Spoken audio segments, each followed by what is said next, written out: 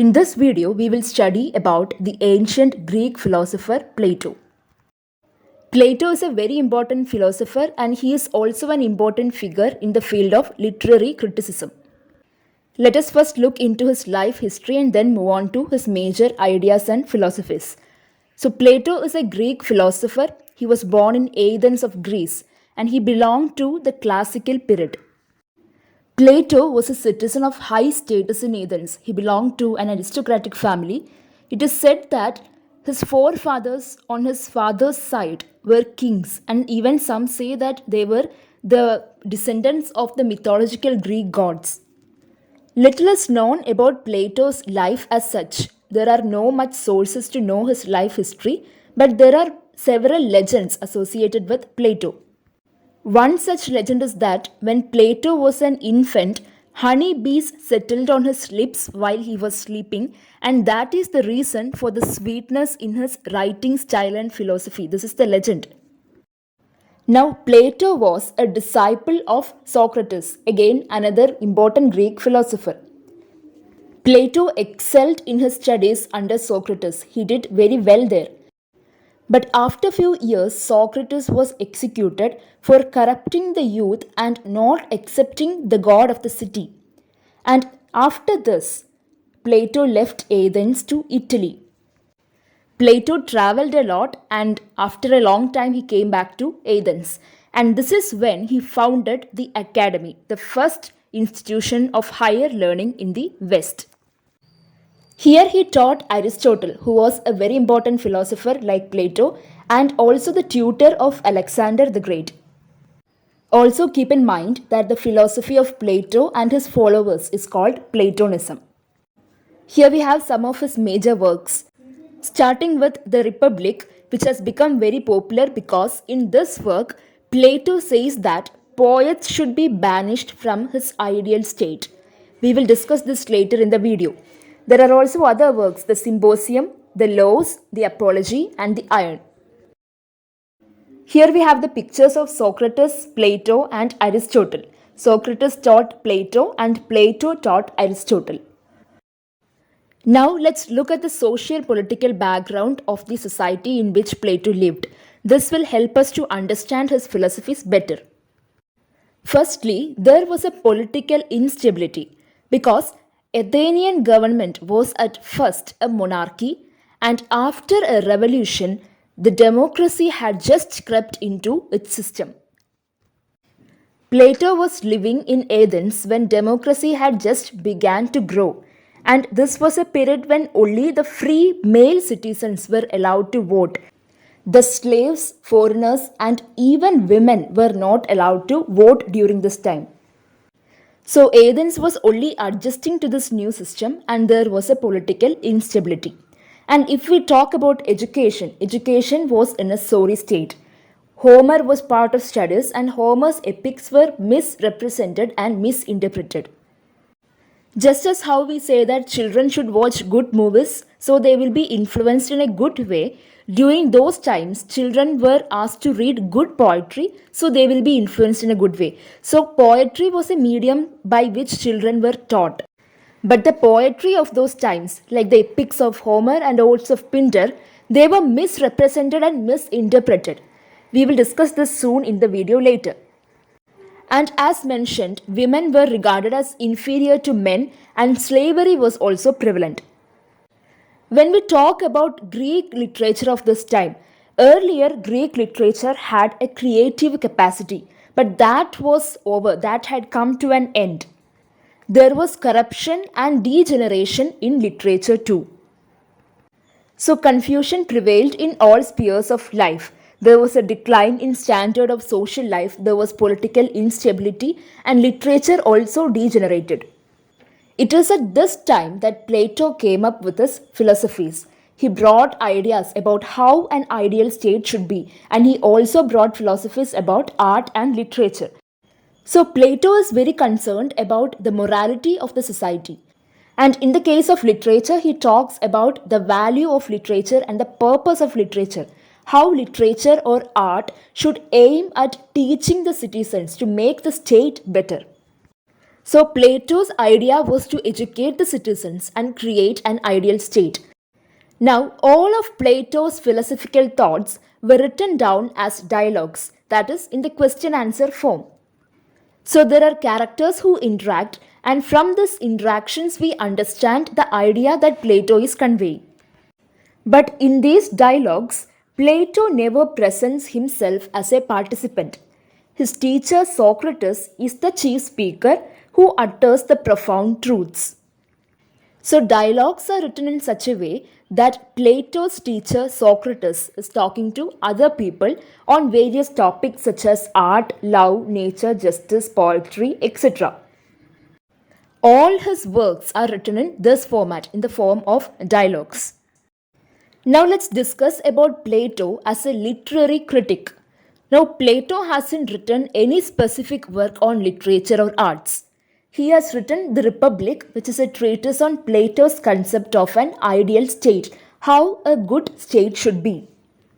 Now, as he discusses this, he also discusses poetry, the role of poetry in his ideal state. Now, as I told you, Plato was a moral philosopher. He was not worried about the aesthetics of art. He was only concentrated on how to induce the moral values into the society, how to seek the ultimate truth. So, when he is talking about poetry, drama, or arts in general, he is using the tool which is moral and not aesthetic. And this could be the reason why he felt that poetry was very insufficient. He rejected poetry on moral and philosophical grounds. Let's understand Plato's views on art in general before moving into poetry and drama in specific. I would like to discuss 2 points here. According to Plato, art is mimetic and mimetic art can be deceptive. Firstly, he says art is mimetic or it is imitative. Mimesis means imitation. Now, according to Plato, art is only an imitation of life. And here he brings forward his theory of forms or theory of ideas.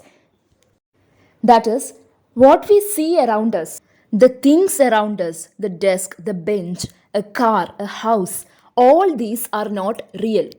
They are only copies of ideas that are already pre existing. So, somewhere in the universe, there are ideas, and these ideas are copied as these objects that we see around us. The table that we see is only the copy of an idea of the table.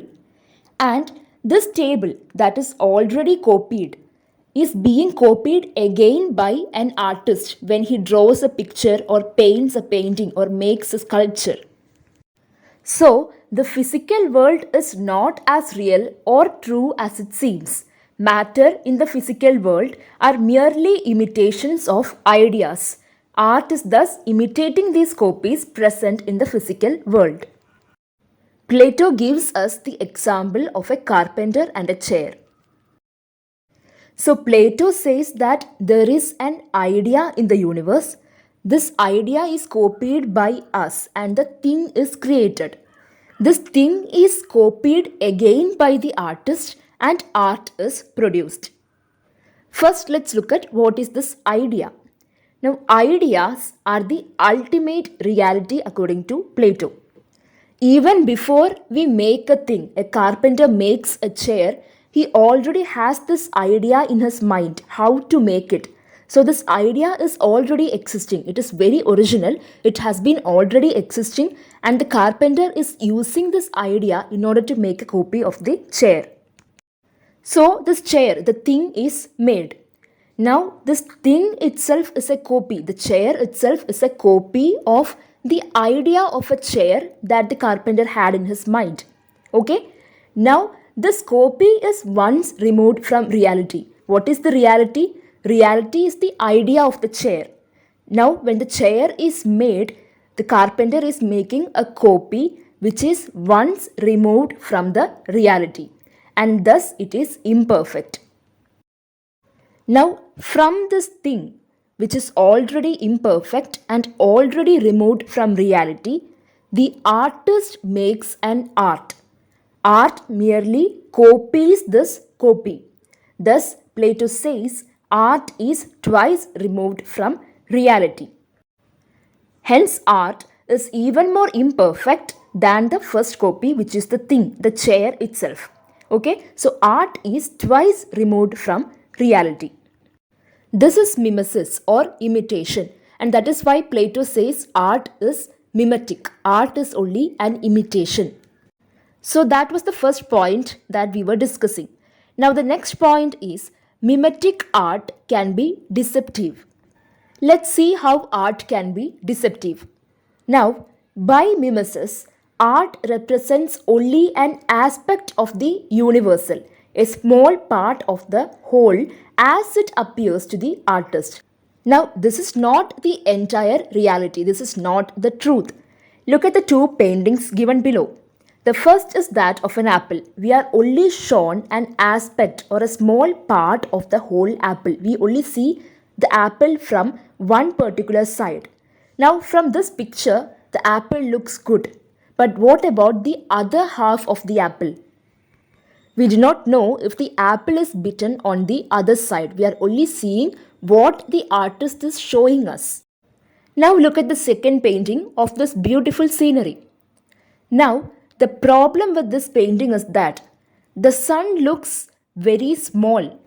The artist might have painted it exactly as how it appeared to him, how we see the sun from the earth. But does that mean that the sun is this small? The sun is of similar size as the mountains or trees? No. Thus, according to Plato, whatever we see as art is only a part of the whole, and it is as it appears to the poet. It is not the entire truth, the entire reality of the thing. So, mimesis is based on appearances rather than truth. Hence, it is susceptible to deception. Now, let's go through an example that Plato has provided. According to Plato, a painter will paint a cobbler, carpenter, or any other artist, though he knows nothing of their arts.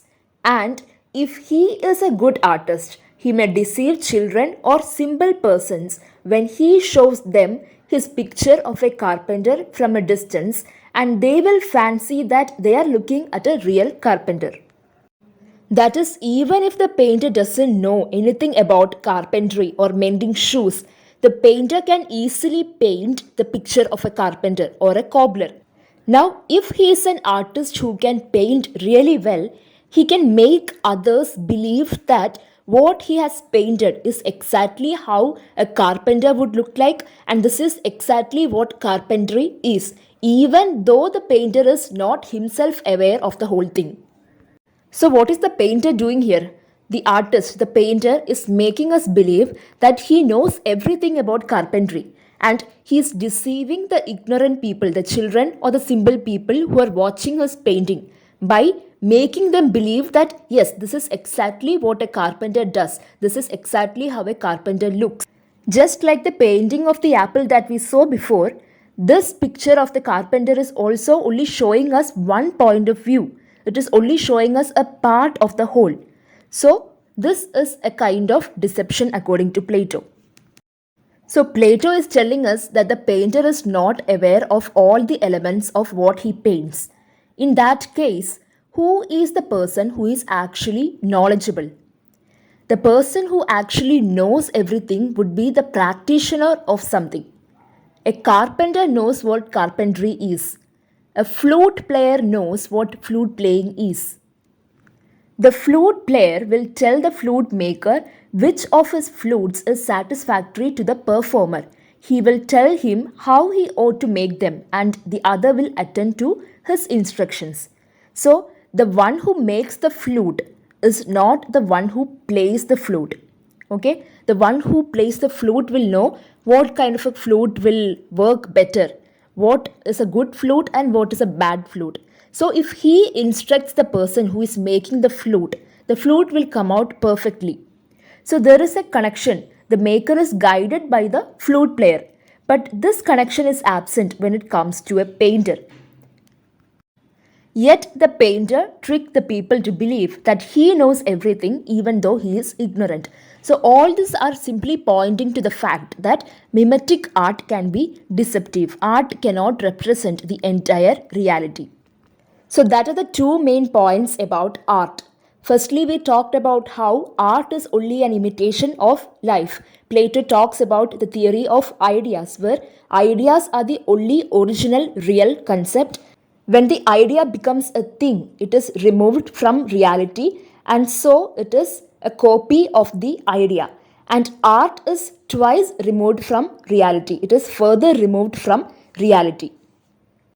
And then we saw that art, mimetic art, is deceptive. That is, the artist is only showing us the thing as it appears to him, only a part of the thing. So, when we believe the art as it is, we are actually being deceived by the art or by the artist. Now, let's discuss specifically what were the accusations against poetry and what were the accusations against drama. Plato's first attack on poetry is what we already discussed, mimesis or imitation. Poetry is twice removed from reality. Poetry is also an art, it is twice removed from reality. It portrays images that are far removed from the truth. Secondly, he talks about poetic inspiration. A poet writes a poem because he is inspired. He doesn't pre plan and think, okay, next Monday I'm going to write a poem on this topic because I haven't written a poem on it in a while. No, he doesn't do that. He writes because he is inspired, because of the impulse of the moment. And when the poem is being written, the poet doesn't sit back and think what he is writing. He just writes it because he is inspired. He just creatively writes down the poem. So, Plato doubts that poems written in such a way impulsively can make the individual a better citizen or make the state a better organization. So, he says philosophy is better than poetry. Poetry cannot take the place of philosophy. Another charge against poetry is that poetry affects the emotions rather than reason, the heart rather than the intellect. Yes, so what is wrong with being affected by the poem emotionally? That is, Plato says when a person is facing a problem, what he should do is rationally think of a solution to overcome the problem, not be emotionally affected by it. A rational individual will be calm when problem arises. He will try to solve the problems using logic instead of drowning in emotions. But it is this emotion and exaggeration that form the basis of imitative poetry, which is a charge against poetry by Plato. Plato says, if we let our sense of pity grow strong by feeding upon the griefs of others, it is not easy to restrain it in the case of our own sufferings. If we cannot control our emotions when we are only reading or seeing about someone else's problems, then how are we going to control our emotions when we face problems in our own life?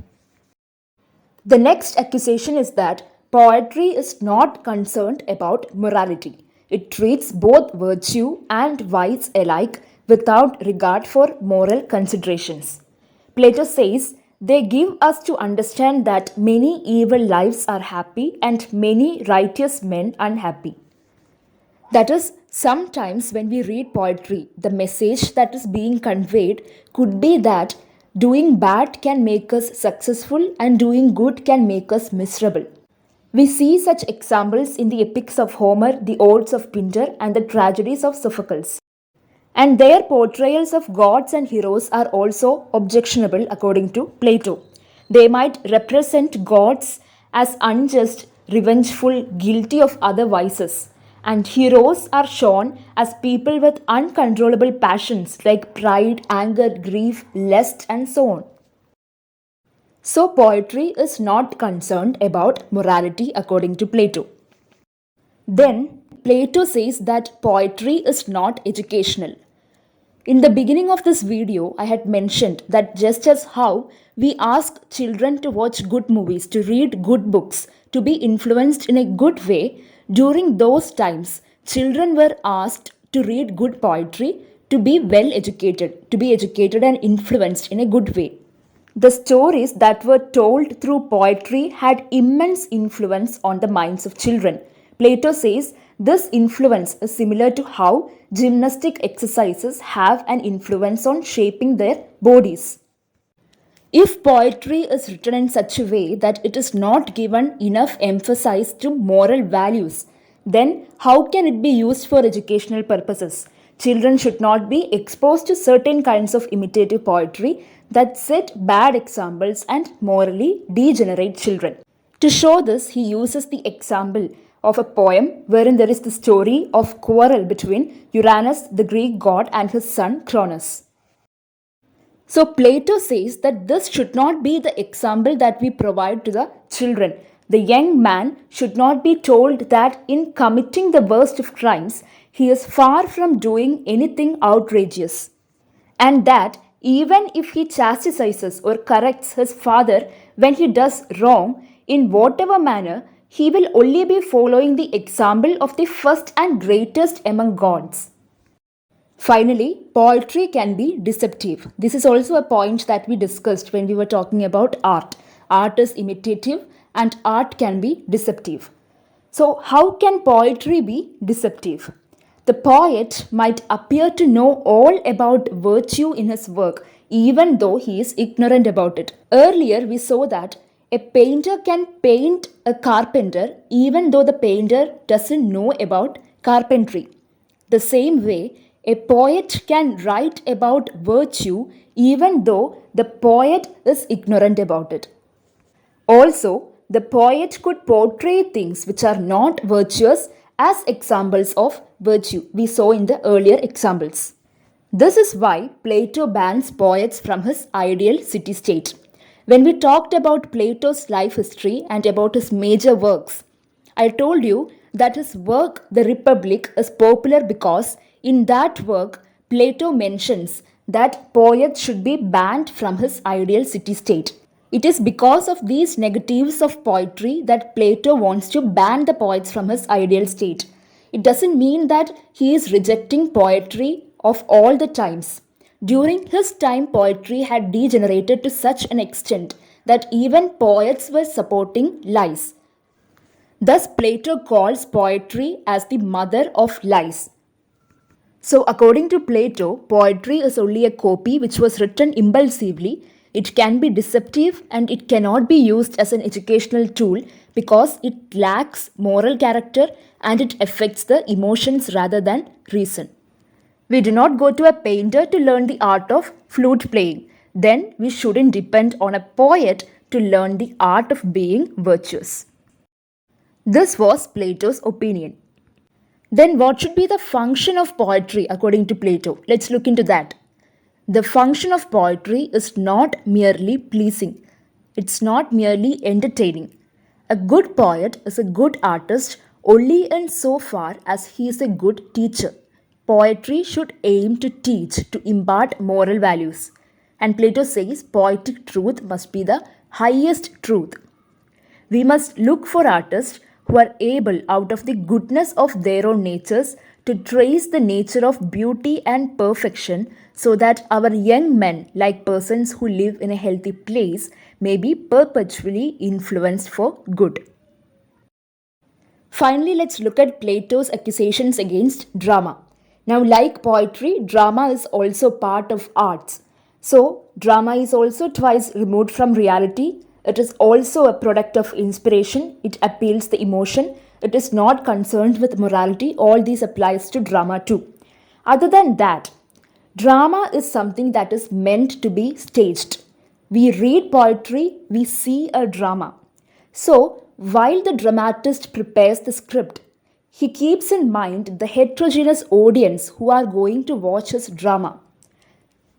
So he introduces what the audience likes so that he can make them watch it till the end. In tragedy, there will be quarrels and lamentations, and in comedy, cries of beast and thunder. All these will arouse baser instincts in the audience. And these baser instincts are what they themselves will be ashamed if it were in normal life. Thus, the fact that drama can arouse baser instincts in individual is something that Plato condemns. And then Plato says that acting will take away the individuality of the actor and affect unfavorably the actor themselves. By constantly impersonating evil characters like cowards, knaves, and criminals, they let these evil qualities enter into their own nature. Now, even though Plato gives a negative point of view about acting, he also admits that when actor acts out men of courage, wisdom or virtue, good roles, good characters, the actor can gain those good qualities. Thus, those tragedies that represent the best and noblest in life deserve to be encouraged. Plato also talks about the tragic and comic pleasure. Human feelings like anger, envy, fear, grief, and others, they all afford pleasure when indulged in excess. And that is why we enjoy crying when we watch a sad movie, when we watch a sad drama. That is the kind of pleasure that we get from watching a tragedy. In comedy, the pleasure takes the form of laughter, a coward behaving as a brave man, a fool as a wise man, and so on. So, such a pleasure arises from the weakness of a fellow man who should rather be an object of our pity. Plato also mentions that this comic pleasure cannot be attained unless this character is lovable. But the problem with this comic pleasure is that too much of comic can make a person lose his seriousness about his own deeds. So these are the accusations against drama. Firstly, it can arouse our baser instincts. It can make the actor be influenced by the character he is acting. And there is tragic and comic pleasure. There is this term called Platonic criticism. Now, from as far as we have discussed about Plato, we understood that Plato is someone who supports the moral quality of the poem than its aesthetic quality. He supports logic and reason than the emotive influence of poetry. So, analyzing a work based on similar ideas is called Platonic criticism. It refers to discussions and investigations of the work of art not in terms of its intrinsic formal qualities but rather in recognition of its value as shaping social attitudes and in its vision of universal truths. So, we have seen that Plato was perhaps the first to see that all art is imitation or mimesis, imitating objects of life and nature. Even though he puts many charges against art, especially against poetry and drama, he is not completely unaware of the potentialities of art. Art does have its charm and it can allure people. So, if rightly pursued, it can help to mold character. Plato also showed that there are two types of arts, the fine arts and the useful arts. The fine arts include literature, painting, sculpture, and such, which aim at providing pleasure, whereas the useful arts like medicine, agriculture, and cookery they cooperate with nature. So that's about Plato. And like many ancient works that we have learned, the credibility of Plato's works are also questioned. Firstly, in Plato's works, Socrates is always the main speaker. So there are many people, many scholars who claim that these are actually the ideas of his teacher and not Plato's. And it's also interesting to note that the form in which Plato presents these ideas is very similar to a dramatic form. Plato believed that it's easier for men to understand certain ideas when they are presented as stories. So he uses a lot of myths and stories in his works. But even with these controversies, Plato is one of the most important philosophers that we learn even today. So this is a very important topic. I hope the points were clear to you. Please let me know in the comment section if the video was useful, and thank you so much for watching.